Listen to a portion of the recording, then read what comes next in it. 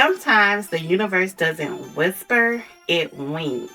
Last week, after the Aquarius full moon, I told a story about an Aquarius man. I didn't plan it, didn't even notice it at first. But when I uploaded it, the runtime hit 14 minutes and 44 seconds exactly. And that's when I knew this wasn't random. Now, if you know numerology, you already feel the chills. And if you don't worry, we're gonna get into it.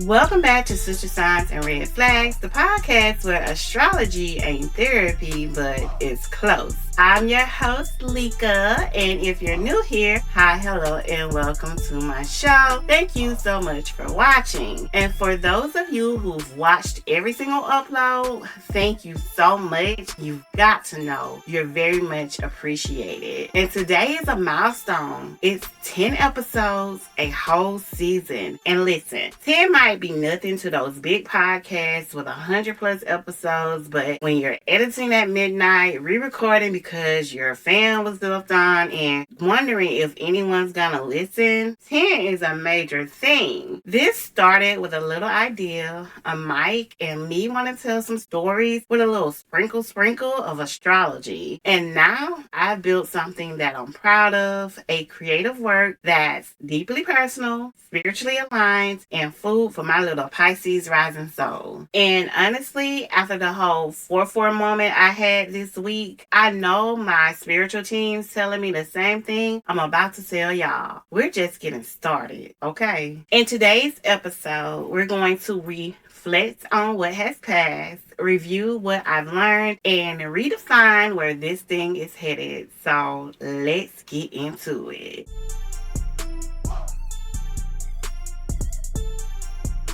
Okay, so let's talk about this season. The lessons, the laughs, and the curveballs. So we're going to start with my most favorite and most embarrassing episode to record, which was episode 3, The Bishop Ain't Real. It was my favorite episode because it was my very first red flag dating story, and I was so excited to finally tell BP's story. I mean, I never knew men actually would lie about their zodiac signs. To me, that's a new level of ridiculous. But also, I didn't even know that men bring sex toys to the party when they come see folks for, a little one night stand or whatever. But hey, baby, I don't know everything, baby, apparently. And that was a shock. But that episode was also my most embarrassing episode because I spilled a lot of tea about the sex ex, baby. And the whole time while I'm editing, I'm thinking, Lord have mercy, my mama's gonna watch this now, and you know what? Not that she don't know already, but she got confirmation that I'm fast as hell, and I mean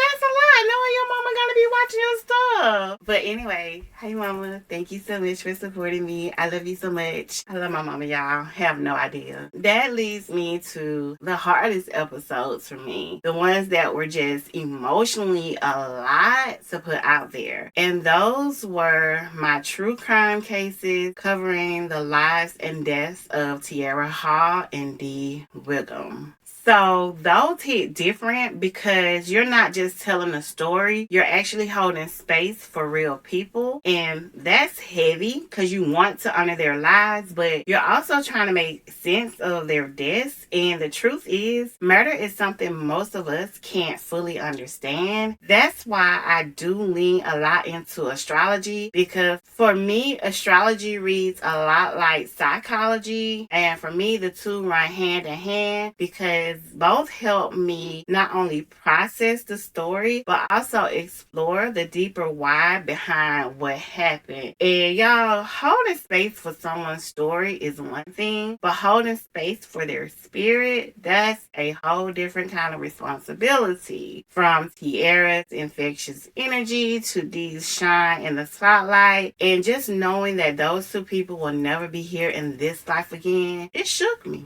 It shook me. And that leads me to the twist. I started this podcast thinking I was just gonna tell some stories, sprinkle in some astrology, and call it a day. What I didn't realize was the universe was gonna have me doing shadow work in front of y'all. And not just in front of y'all, but out loud each and every week. Now, if you don't know, shadow work is when you look at the parts of yourself you usually try to hide, those messy parts, the wounds, the habits, the things you don't always want to admit. It's not cute, it's uncomfortable, but it's necessary if you really want to grow. And honestly, the episode that pulled the most shadow work out of me was my Mercury retrograde episode. Initially, I thought I was just gonna clown about tech glitches and exes popping up out of the woodwork, but instead I ended up calling myself out, talking about how I spin the block, how I chase closure that isn't closure,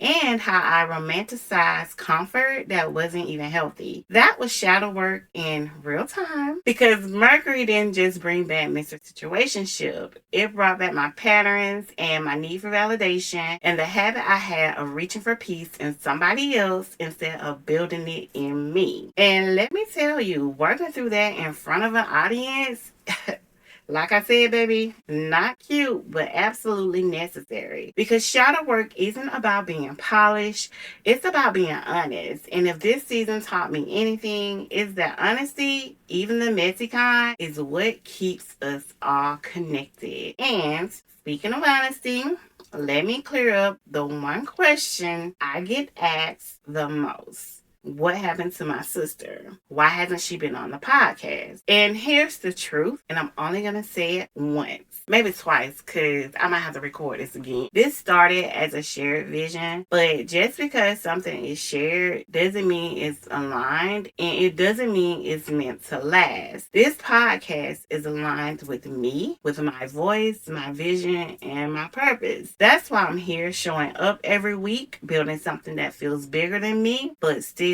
true to me and who I am. And if you ever doubt it, my birth chart literally spells it out, and I'm about to give you a peek. So let me show you exactly what I mean when I say this podcast is aligned.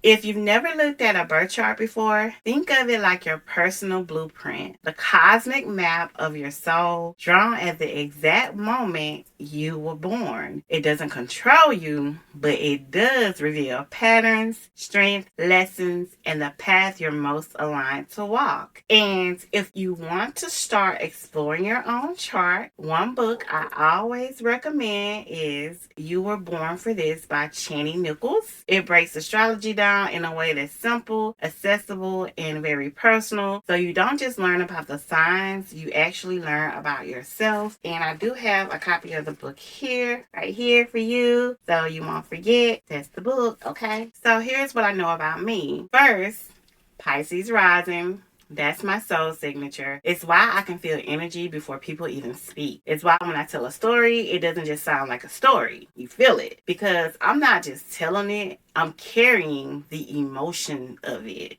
Second, Gemini sun in the 4th house. Gemini is communication, curiosity, and connection. The 4th house is home, family, and roots. Put those together, I'm a storyteller at my core. I pull from personal history. I connect the dots. I speak in a way that makes you feel like you're right there with me. And the big one, Jupiter, Uranus, and the moon in Sagittarius in my 10th house. Now, the 10th house rules career and public life. Sagittarius represents truth-telling, wisdom, and expansion. And you add in Jupiter, which is the planet of growth. Add in Uranus, which is innovation and shaking things up. And you add the moon, that's my emotions and intuition. You put those all together and boom! That's why I'm here on a public platform, speaking my truth, building something unconventional but aligned for my chart. My chart, it literally says, this woman was born to take her personal lessons and put them out into the world. So when you look at my chart and then look at season 1,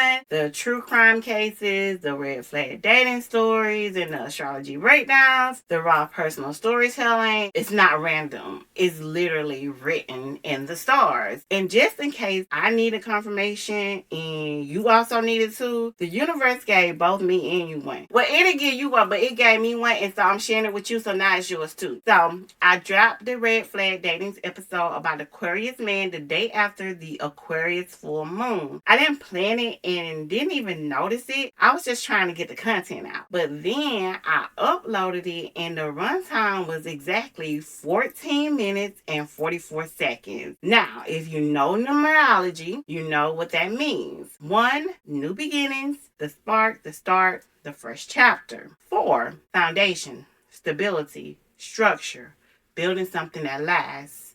44, the master builder number, divine guidance, purpose, aligning with something bigger than yourself. And 444, that's your spiritual team saying, we got you, keep going, you're building something real. So when I say I'm aligned, I mean it. My chart says it, the universe says it, and the 14 minutes and 44 seconds was my reminder. Lika, you are exactly where you're supposed to be, doing exactly what you're supposed to be doing. And if all that astrology talk felt like a lot, because I know sometimes it can, here is a shorter version for you. I was built for this. My chart says I'm a storyteller, a truth teller, and someone who's meant to share my lessons out loud. The universe co-signed it with that 14-minute and 44-second moment, which means new beginnings, foundation, and divine guidance. And if you're curious about your own chart, as I said, and where you're aligned, definitely please go and grab this book by Shawnee Nichols, You Were Born for This.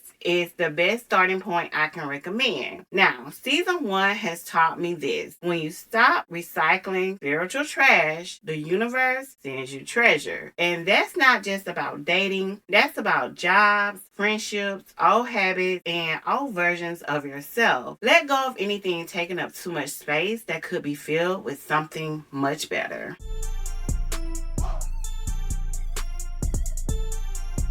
So what's next? Season 2 officially kicks off September the 14th. And without giving too much away, here's a little teaser of what's to come. We're going to have a Virgo season true crime case, a solar eclipse episode, a Memphis vlog that involves the Queen's Tour, the debut of the series Serial Signs, a Sounds Like a Sign Earth Sign playlist edition, and a Scorpio season true crime case that's gonna stay with you. Now, in the meantime, I'm not leaving y'all completely hanging. While I'm away, you will still get content, but it'll be in the shorts format and it'll only be available on YouTube. So if you haven't subscribed yet, now is the time. That's where all the mini Astro and Red Flag tea will be living until season 2 drops. So make sure you're subscribed on YouTube and follow the podcast, because trust me, baby, you do not want to miss what's coming. So that's it for season 1 of Sister Signs and Red Flags. And I just want to say a sincere thank you, seriously, to everyone. Whether you watch one episode or all 10, left a comment, shared a link, or just listened quietly in the background, you were and are a part of this, and I couldn't have done it without any of y'all. Y'all, this is only the beginning. Until next time, y'all, stay cute, stay petty, and be safe out there. Bye. Well, I'm already out of breath. I ain't even started. Damn. Last week, I told a story about an Aquarius man, and the very day, I know my spirituals Mercury retrograde ain't the problem. No, the name of this episode, it's a long ass episode title, by the way. I shouldn't have named it that. I should go back and change it. Cause your mouth looking dry. Say it ain't so, sis. say it ain't so. That's why I'm here on a public platform. On a public where Shalika. I should have told y'all go check out Side Chick Astrology short. I'm gonna follow up with part 2 and 3 on the break. It's gonna be fun. See y'all. Bye bye. Love y'all.